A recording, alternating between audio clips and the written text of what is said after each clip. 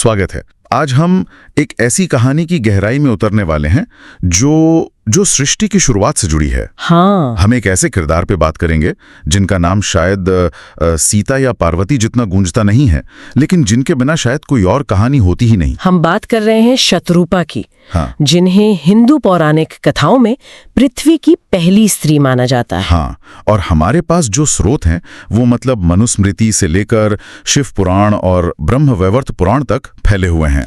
काफी कुछ है। तो आज कोशिश करते हैं शतरूपा की कहानी को परत दर परत खोलने की। सिर्फ ये नहीं कि वो कौन थी, बल्कि ये भी समझना कि उनका अस्तित्व सृष्टि, संतुलन और स्त्री ऊर्जा के बारे में क्या बताता है। तो चलिए शुरू करते हैं। बिल्कुल। तो कहानी की शुरुआत वहीं से होती है जहां से हर चीज की शुरुआत होती है। ब्रह्मांड के बनने से। हाँ, ब्रह्मांड के बनने से जब सब कुछ बन चुका था। हाँ। तब निर्माता भगवान ब्रह्मा ने सोचा कि अब इस दुनिया को सजीव प्राणियों से आबाद किया जाए। और उन्होंने मतलब किसी भौतिक चीज से रचना नहीं की, है ना? नहीं, बिल्कुल नहीं। ऐसा कहते हैं कि उन्होंने अपने मन से, अपनी चेतना की शक्ति से बनाया। हाँ, बिल्कुल, अपने मन से। पहले पुरुष स्वयंभू मनु और पहली स्त्री शतरूपा। बिल्कुल। शतरूपा, ये नाम ही बहुत अनोखा लगता है। क्या इसके अर्थ में कोई गहरा प्रतीक छिपा है? बहुत गहरा। शतरूपा का मतलब है 100 रूपों वाली। 100 रूपों वाली। हाँ, ये नाम ही बताता है कि वो सिर्फ एक व्यक्ति नहीं थी, बल्कि वो प्रकृति की अनंत संभावनाओं का प्रतीक थी। अच्छा। वो शक्ति का प्रतिनिधित्व करती थी जो अनगिनत रूपों में प्रकट हो सकती है। एक माँ के रूप में, एक नदी के रूप में, धरती के रूप में। तो यही मनु और शतरूपा मिलके मानव जाति के पहले माता पिता बने। बिल्कुल। तो ये सिर्फ एक बायोलॉजिकल शुरुआत नहीं थी, इसके पीछे एक पूरी फिलॉसफी है। हाँ, और उस फिलॉसफी को समझने के लिए हमें हिंदू दर्शन के 2 बहुत ही जरूरी सिद्धांतों को समझना होगा। कौन से? पुरुष और प्रकृति। अच्छा, तो इसे थोड़ा और आसान भाषा में समझाइए। पुरुष और प्रकृति क्या है? देखिए, पुरुष को आप ब्रह्मांड की शुद्ध चेतना या कह सकते हैं एक क्रिएटिव आइडिया। एक विचार। हाँ, एक विचार। वो शक्ति जो सोचती है, जो रचना करना चाहती है। इस कहानी में ब्रह्मा उस पुरुष तत्व का प्रतीक है। ठीक है। और वहीं प्रकृति वो स्त्री ऊर्जा है, वो पदार्थ है, वो माध्यम है जिससे सृष्टि आकार लेती है। अच्छा। शतरूपा उसी प्रकृति का पहला रूप है। अच्छा, तो ये एक तरह से जैसे एक आर्किटेक्ट का ब्लूप्रिंट और उसको बनाने के लिए लगने वाला रॉ मटेरियल। हाँ। ब्लूप्रिंट के बिना रॉ मटेरियल का कोई आकार नहीं, और रॉ मटेरियल के बिना ब्लूप्रिंट सिर्फ एक कागज का टुकड़ा है। बहुत बढ़िया एनालॉजी है। ब्लूप्रिंट यानी पुरुष और रॉ मटेरियल यानी प्रकृति, दोनों का मिलना जरूरी है। उनका मिलन दिखाता है कि एनर्जी और चेतना एक दूसरे के बिना अधूरे हैं।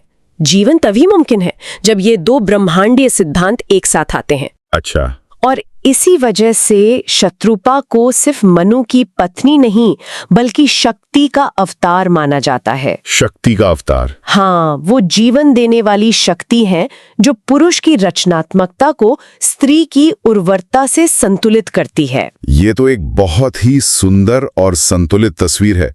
पुरुष और प्रकृति का मिलन, चेतना और पदार्थ का नृत्य। बिल्कुल। लेकिन पौराणिक कथाएं इतनी सीधी साधी तो होती नहीं है ना? बिल्कुल नहीं। हमारे स्रोतों में खासकर शिव पुराण और ब्रह्म वैवर्त पुराण में एक ऐसा मोड़ आता है जो इस पूरी शांति को भंग कर देता है। आप ब्रह्मा के मुंह की बात कर रहे हैं? हाँ। ये इस कहानी का सबसे जटिल और कह सकते हैं दिलचस्प हिस्सा है। हाँ, कहानी कहती है कि जब शतरूपा प्रकट हुई तो उनकी सुंदरता इतनी अलौकिक थी कि स्वयं उनके निर्माता ब्रह्मा उन पर मोहित हो गए, अपनी ही रचना की तरफ आकर्षित हो गए। हाँ। और ये बहुत महत्वपूर्ण है। ये देवत्व के अंदर भी इच्छा यानी डिजायर के जन्म को दिखाता है। एक ऐसी शक्ति जो अगर अनियंत्रित हो जाए तो ब्रह्मांड का संतुलन बिगाड़ सकती है। ये दिखाता है कि बनाने वाला भी अपनी बनाई हुई चीज के आकर्षण में पड़ सकता है। और यहाँ पर कहानी और भी अजीब हो जाती है। कहते हैं कि ब्रह्मा अपनी नजरें शतरूपा से हटा ही नहीं पा रहे थे। बिल्कुल। और जब शतरूपा शायद शर्म या संकोच के कारण उनकी नजरों से बचने के लिए अलग अलग दिशाओं में जाने लगी, दाएं बाएं पीछे, तो ब्रह्मा का मोह इतना बढ़ गया कि उन्हें हर दिशा में देखने के लिए एक एक सिर उगाया। 4 दिशाओं के लिए 4 सिर। लेकिन कहानी यहाँ खत्म नहीं होती। नहीं, जब शत्रुपा ने ऊपर आकाश की तरफ देखा तो ब्रह्मा ने एक 5वां सिर भी विकसित कर लिया, ताकि वो उन्हें लगातार देख सकें। हाँ, लगातार 5 सिर। मतलब जुनून इस हद तक पहुंच गया कि सृष्टि का नियम ही तोड़ने पर आमादा हो गए। एक तरह से निर्माता अपनी रचना पर नियंत्रण खो रहा था। बिल्कुल। और जब भी ब्रह्मांड में व्यवस्था बिगड़ती है, जब धर्म का संतुलन डगमगाता है, एक और दिव्य शक्ति हस्तक्षेप करती है। तो जब ब्रह्मांड का संतुलन इस तरह बिगड़ रहा था तो कोई तो होगा जो इसे ठीक करे। किसी ने कुछ किया? हाँ, भगवान शिव ने हस्तक्षेप किया। अच्छा? उन्होंने देखा कि निर्माता की इच्छा सृष्टि की पवित्रता पर हावी हो रही है। ये वासना सृजन के पवित्र कार्य को दूषित कर रही थी। इसलिए इस ब्रह्मांडीय असंतुलन को ठीक करने के लिए शिव ने ब्रह्मा के उस 5वें सिर को, जो मोह और अहंकार का प्रतीक था, बिल्कुल, उसे काट दिया। वाह, ये तो सोचने का पूरा नजरिया ही बदल देता है।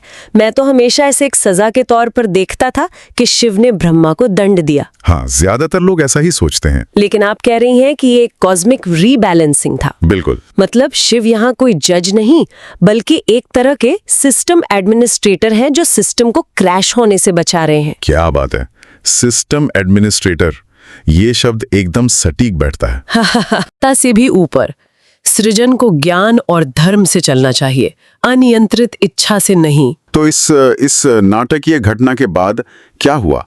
क्या सृष्टि की प्रक्रिया पटरी पर वापस आई? हाँ, इस हस्तक्षेप के बाद व्यवस्था बहाल हुई। शत्रुपा का विवाह मनु से हुआ और उन्होंने मिलकर पृथ्वी को आबाद करने का अपना कर्तव्य पूरा किया। उनकी संतानों से ही मानव जाति का विस्तार हुआ और उन्हीं के जरिए समाज, परिवार और धर्म यानी सही आचरण के सिद्धांतों की नींव रखी गई। बिल्कुल। ये बात मुझे दूसरी संस्कृतियों की सृष्टि कथाओं से बहुत अलग लगती है। कैसे? अक्सर पहली स्त्री को किसी न किसी पतन या मूल पाप से जोड़ा जाता है। हाँ, सही है। लेकिन यहाँ तो शत्रुपा किसी समस्या की जड़ नहीं, बल्कि समाधान का हिस्सा है। वो तो संतुलन को बनाए रखने का प्रतीक है। बिल्कुल। और यही इस कहानी की सबसे खूबसूरत बात है। ये कहानी प्रलोभन की नहीं है, बल्कि संतुलन की है। संतुलन की। शत्रुपा की सुंदरता मोह का कारण बनी, लेकिन उन्होंने खुद कुछ गलत नहीं किया। वो तो अपनी स्वाभाविक स्थिति में थी। समस्या तो निर्माता के अनियंत्रित मोह में थी। हाँ, इसलिए शत्रुपा किसी गिरावट का कारण नहीं है, बल्कि जीवन की निरंतरता का स्रोत है। तो हमने सृष्टि की बात की, संतुलन बिगड़ने की बात की और फिर उसे ठीक करने की भी। अगर हम इन सब धागों को एक साथ जोड़ें तो आज के दौर में शत्रुपा की कहानी से हम क्या समझ सकते हैं? इसके गहरे मायने क्या हैं? देखिए, सबसे पहला और सीधा मतलब तो उनके नाम में ही छिपा है, 100 रूपों वाली प्रकृति के अनंत रूप। हाँ, वो हमें याद दिलाती हैं कि प्रकृति और जीवन कितने विविध हैं, कितने रूपों में खुद को व्यक्त कर सकते हैं। और दूसरा जो ब्रह्मा की कहानी से जुड़ा है वो ये कि रचनात्मक शक्ति यानी क्रिएटिव पावर बहुत शक्तिशाली होती है, लेकिन अगर उस पर विवेक का नियंत्रण न हो तो वो विनाशकारी भी हो सकती है। सही कहा। और अगर हम इसे और बड़े पैमाने पर देखें तो ये कहानी सिखाती है कि कोई भी कानून से ऊपर नहीं है। क्या तक कि ब्रह्मांड का निर्माता भी नहीं। बिल्कुल, उन्हें भी धर्म के नियमों का पालन करना पड़ता है। ये एक बहुत बड़ा एक लोकतांत्रिक और नैतिक विचार है जो इन कथाओं में छिपा है। और इसमें स्त्री ऊर्जा यानी शक्ति की क्या भूमिका है? शत्रुपा का क्या महत्व है इस पूरे समीकरण में? उनकी भूमिका केंद्रीय है, किनारे की नहीं। अच्छा। शत्रुपा की कहानी ये स्थापित करती है कि स्त्री सिद्धांत के बिना ब्रह्मांड का सामंजस्य अधूरा है। ब्रह्मा के पास विचार हो सकता है, एक स्पार्क हो सकता है, लेकिन शत्रुपा के बिना वो विचार भौतिक रूप नहीं ले सकता। बिल्कुल। वो निष्क्रिय नहीं है, वो एक सक्रिय जीवन देने वाली शक्ति है। वो कैनवस है जिस पर सृष्टि की तस्वीर बनती है। ये बहुत दिलचस्प है।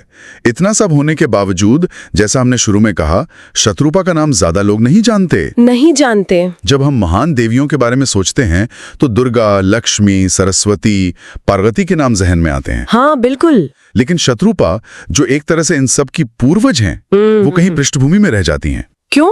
वो एक तरह से हमारी भूली हुई माँ जैसी हैं। और शायद यही उनकी कहानी का सबसे गहरा पहलू है। मतलब? वो इतनी मूलभूत हैं, इतनी मौलिक हैं कि हम उन्हें भूल गए हैं। जैसे हम हर सांस में हवा लेते हैं लेकिन उसके बारे में सोचते नहीं। वाह। शत्रुपा सृष्टि के ताने बाने में उसी तरह बुनी हुई हैं। उनकी कहानी हमें सिखाती है कि स्त्री शक्ति सहायक या सेकेंडरी नहीं बल्कि केंद्रीय है। बिल्कुल। वो गर्भ है जिससे दुनिया का विकास होता है। उन्हें याद करना सिर्फ एक पौराणिक किरदार को याद करना नहीं, बल्कि सृष्टि के उस मूल सिद्धांत को स्वीकार करना है। बिल्कुल। शत्रुपा को याद करके हम निर्माता और सृष्टि, चेतना और पदार्थ, ब्रह्मा और शक्ति के बीच के उस दिव्य संतुलन का सम्मान करते हैं। वो शाश्वत नृत्य। हाँ, ये वो शाश्वत नृत्य है जो हर जीवन को बनाए रखता है। उनकी कहानी हमें याद दिलाती है कि हर सृजन के मूल में एक स्त्री ऊर्जा होती है, चाहे हम उसे पहचाने या नजरअंदाज कर दें। तो आज की इस बातचीत से ये तो साफ है कि शत्रुपा सिर्फ पहली स्त्री नहीं है, वो एक ब्रह्मांडीय सिद्धांत है, एक आईना है जो हमें सृजन, इच्छा और संतुलन के बारे में बहुत कुछ सिखाता है। हमने देखा कि कैसे वो प्रकृति के 100 रूपों का प्रतीक हैं। हमने ब्रह्मा और शिव की कहानी के जरिए ये भी समझा कि धर्म के नियम सबसे ऊपर है, और ये भी कि अनियंत्रित इच्छा ब्रह्मांड के संतुलन को बिगाड़ सकती है। हाँ। और सबसे जरूरी बात, हमने सृष्टि में स्त्री ऊर्जा की केंद्रीय भूमिका को पहचाना। शत्रुपा हमें याद दिलाती हैं कि शक्ति के बिना सृजन अधूरा है। बिल्कुल। ये वाकई एक ऐसी कहानी है जिसे और ज्यादा सुना जाना चाहिए। दुनिया भर की ज्यादातर सृष्टि कहानियों में एक पुरुष निर्माता, एक फादर गॉड पर ध्यान केंद्रित किया जाता है। सही बात है। लेकिन शत्रुपा की कहानी एक दिव्य मैट्रिक्स या एक मूलभूत स्त्री ऊर्जा का विचार सामने रखती है, जिसके बिना सृजन संभव ही नहीं है। जरा सोचिए, ये नजरिया उन सृष्टि की कहानियों के बारे में हमारी समझ को कैसे बदल सकता है। क्या होता है जब सृष्टि को एक रचना के बजाय एक गर्भ के रूप में देखना शुरू करते हैं।